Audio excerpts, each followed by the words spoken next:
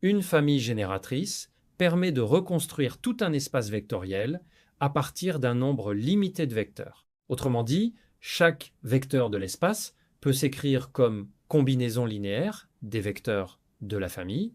Lorsque un seul vecteur est présent, on engendre simplement une droite. Tous les vecteurs obtenus restent alignés avec lui.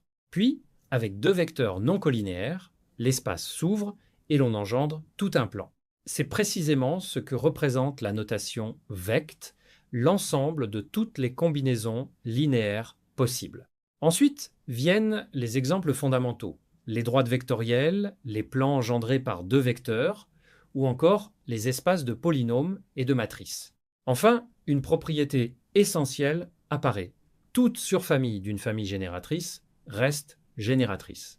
Pourquoi? Parce que si un vecteur s'écrit déjà à l'aide des premiers vecteurs, ajouter de nouveaux vecteurs ne réduit jamais les possibilités de combinaison.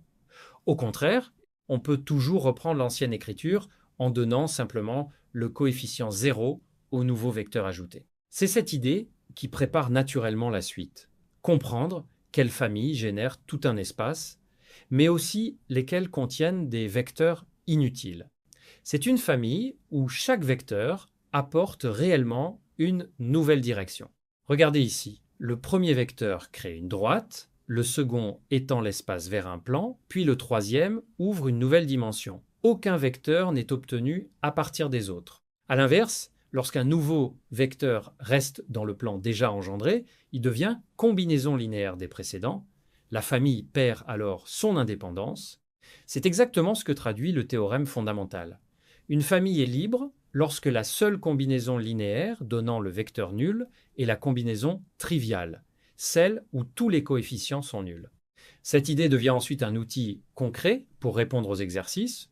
On écrit une combinaison nulle, on transforme le problème en système linéaire, puis on montre que tous les coefficients s'annulent. Enfin, le même phénomène apparaît naturellement dans les polynômes.